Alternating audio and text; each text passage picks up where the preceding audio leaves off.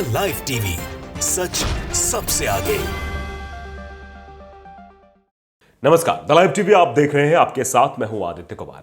हमने शुरुआत में ही आपसे बताया था कि हिजबुल्लाह के साथ उलझना इजराइल को भारी पड़ेगा और यह बात हर जगह से इजराइल को समझाई जा रही थी, यहां तक कि उसके सहयोगी अमेरिका ने भी समझाई थी। जो उसकी मदद भी कर रहा वो भी कर रहा है, कह रहा है कि हिजबुल्लाह से उलझना ठीक नहीं है। लेकिन लेबनान में घुसकर बमबारी करके जताने की कोशिश की गई कि भैया नहीं, हम तो कैसे भी करके डरा देंगे हिजबुल्लाह को, लेबनान को भी डरा देंगे, स्थिति अपने काबू में कर लेंगे। तो वो कहते नहीं कि आबैल मुझे मार वाला हाल जो है किया गया है और उसका परिणाम भी दिखाई दे रहा है। एक के बाद एक हिजबुल्लाह की तरफ से जो अटैक हो रहे हैं उससे अब शहर सुनसान हो रहे हैं इजराइल के। जी हाँ, आप सही सुन रहे हैं। आप देखिए कि किरियत शमोना एक जगह है इजराइल में, वहां के मेयर ने आपातकाल स्थिति घोषित कर दी है। क्योंकि आपातकाल स्थिति इसलिए घोषित की है, उसके लिए आपको ये वीडियो देखना जरूरी है। आप ये वीडियो देखिए।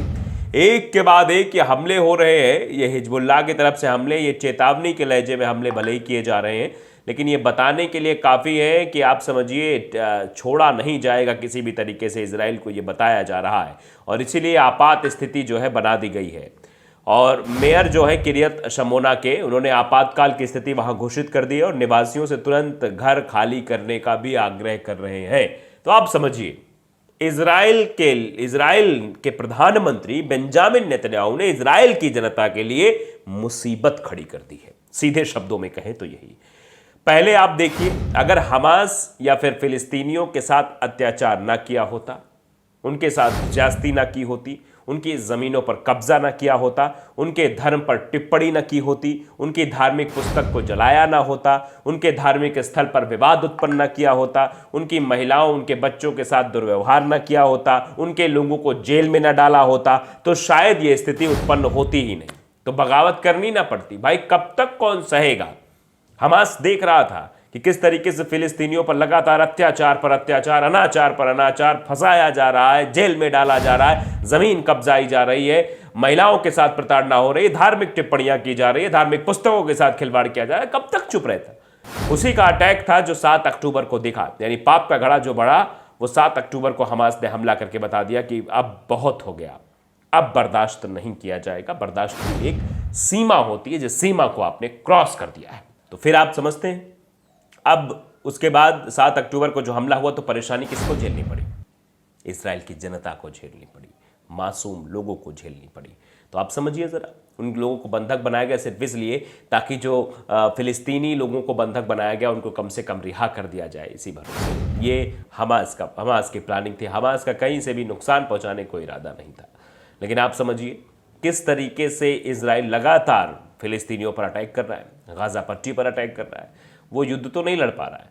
अब उसको लगा कि ऐसा ही हम करेंगे हिजबुल्लाह के साथ, यानी हम लगातार लेबनान पर अटैक करते रहेंगे, घर में घुस के मारेंगे, तो ये भी जो है सरेंडर हो जाएगा। लेकिन ऐसा नहीं हुआ, क्योंकि आप जानते हैं कि बहुत कम ही अटैक इजराइल पर उसके बाद किए गए हमास की तरफ से, क्योंकि हमास तो सीधे आईडीएफ को निशाना बना रहा है, आईडीएफ के टैंकों को तबाह कर रहा है, आईडीएफ की सेना को तबाह कर रहा है। इसीलिए तो बेंजामिन नेतन्याहू अपने सर पर हाथ रखकर रो रहे हैं कि अब करें तो करें क्या। अगर ये कह देते हैं कि नहीं नहीं चलो वापस चलो, तो हमारी बेइज्जती है।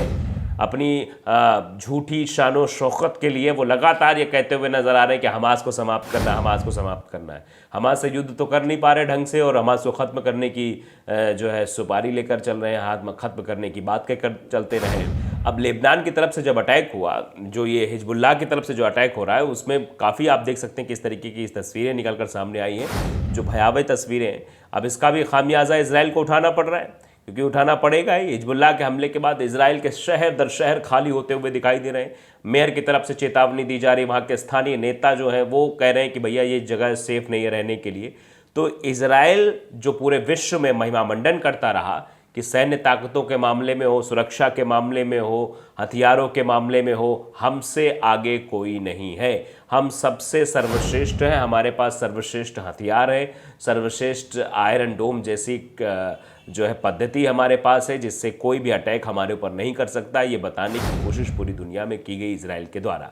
जबकि हकीकत क्या है ये आप भली भांति जानते हैं, सच्चाई क्या है ये भी आप भली भांति जानते हैं, लेकिन ये फैलाने की कोशिश की गई थी। अब उसका बनतरहार हो रहा है और बेंजामिन नेतन्याहू के बदौलत इजराइल के लोगों को परेशान होना पड़ रहा है। इजराइल के लोग अपने लोगों की रिहाई की मांग कर रहे हैं, लेकिन कोई सुन ही नहीं रहा है। कोई समझ ही नहीं रहा है कि वाकई में सब जो हो रहा है ये एक सोची समझी साजिश के तहत हुआ है। एक बहुत बड़ी समस्या है, जिस समस्या के बारे में बातचीत करनी चाहिए, उस समस्या का निजात करना चाहिए, लेकिन नहीं हो रही है। ना उस पर बातचीत हो रही है, ना उस पर काम हो रहा है, ना उसका निष्कर्ष निकाला जा रहा है। बस चल रहा है सो चल रहा है, बस ऐसे ही चल रहा है। समस्या तो इससे लगातार उत्पन्न हो रही है। आप समझिए कि हिजबुल्लाह की तरफ से जो अटैक हुआ है वो अभी बंद नहीं होने वाला, और वो सीधे तौर पर यह कहा जा रहा है कि वो तब तक नहीं बंद होगा जब तक कि ये जो इजराइल हमले कर रहा है हमास पर, ये हमले बंद नहीं कर देता है। ये जिस दिन हमला बंद कर देगा उस दिन उधर से भी अटैक बंद हो जाएंगे। तो ये तो करने वाला नहीं है। तो आप जानते हैं कि इजराइल में जो हिजबुल्लाह के हमले हो रहे हैं उसमें लगातार लोगों की मौत हो रही है। लगातार जो अपडेट्स आ रही हैं वो भी अब चौंकाने वाली हैं। अब देखिए, ये मीडिया द्वारा महिमा मंडन भी चीज़ों किया जा रहा है। इजराइल में हिजबुल्लाह के हमले में केरल के युवक की मौत 2 महीने पहले गया था कमाने, ये भी खबर है कि लगातार जो है हमले हो रहे हैं और हमलों से अटैकिंग मोड में दिखाई दे रहे हैं। तो आप समझ सकते हैं किस तरीके की चीज़ें होती चली जा रही हैं और युद्ध बढ़ता चला जा रहा है। इजराइल के लेबनान में मतलब हमले हुए, उसके बाद अब लेबनान की तरफ से इजराइल पर हमले हो रहे हैं। इजराइल में लगातार बमबारी हो रही है। लेबनान से दागी गई एंटी टैंक मिसाइलें जो अब मुसीबत का सबब बनती चली जा रही है। देखिए, 2 लोग घायल। इजराइल में एक बार फिर से बमबारी हुई है। इजराइल के उत्तरी इलाके में लेबनान से एक एंटी टैंक मिसाइल दागी गई जिसमें एक भारतीय नागरिक की भी मौत बताई जा रही है और 2 अन्य लोग घायल बताए जा रहे हैं। बताया जा रहा है कि ये केरल के रहने वाले। लेबनान से हिजबुल्लाह गुट द्वारा दागी गई ये मिसाइल सोमवार को इजराइल के उत्तरी सीमा मार्गलियट समुदाय के पास के एक बगीचे में गिरी थी। इजरायली अधिकारी ने ये जानकारी दी। Israeli rescue service Magen David Adom के प्रवक्ता जकी हेलर ने बताया कि हिजबुल्लाह ने एंटी टैंक मिसाइल से सोमवार सुबह करीब 11 बजे स्थानीय समय अनुसार इजराइल के उत्तर में गैलील क्षेत्र के मोशो मार्गलियट में एक बागान पर हमला किया। इस मिसाइल हमले में केरल के कोल्लम के पटनी बिन मैक्सवेल की मौत हो गई। आधिकारिक सूत्रों ने बताया कि उनके शव की पहचान जिव अस्पताल में की गई। प्रवक्ता के मुताबिक इस हमले में बुश, जोसेफ, जॉर्ज और पॉल मेलविन घायल हो गए हैं। उन्हें इलाज के लिए अस्पताल में भर्ती कराया गया है। एक आधिकारिक सूत्र ने बताया कि चेहरे और शरीर पर चोट लगने के बाद जॉर्ज को पेटा टिकवा के बेलेंसन अस्पताल ले जाया गया। उनका ऑपरेशन किया गया। उनकी हालत में सुधार हो रहा है और उन्हें निगरानी में भी रखा गया है। वो भारत में अपने परिवार से बात कर सकते हैं। वहीं मेलविल मामूली रूप से घायल हो गए और उन्हें उत्तरी इजरायली शहर सफ़ेद के जिव अस्पताल में भर्ती कराया गया है। वो केरल के इडुक्की ज़िले से हैं। तो आप समझ सकते हैं लगातार हिजबुल्लाह का हमला हो रहा है। और ये क्यों हो रहा है? ये इजराइल की हठधर्मिता और इजराइल के पागलपन और इजराइल के आबैल मुझे मार वाली प्रवृत्ति के कारण हुआ है। अगर वो इजराइल फिलिस्तीनियों पर हमला बंद कर दे तो ये हमला भी रुक जाएगा। उसने जानबूझकर लेबनान पर हमला किया जिसका यह परिणाम भुगतने को मिल रहा है। हुती की तरफ से कोई भी पश्चिमी देश जो इजराइल से संबंध रखता है वो व्यापार नहीं कर पा रहा लाल सागर में, क्योंकि हुती लगातार अटैक कर रहा है। हर जगह से फंसे हुए, लेकिन फिर भी हठधर्मिता नहीं जाती हुई दिखाई दे रही है। द लाइव टीवी को अगर आपने सब्सक्राइब नहीं किया जरूर करिए, बेल आइकन दबाइए ताकि सच खबर आप तक पहुंचती रहे। नमस्कार। द लाइव टीवी, सच सबसे आगे।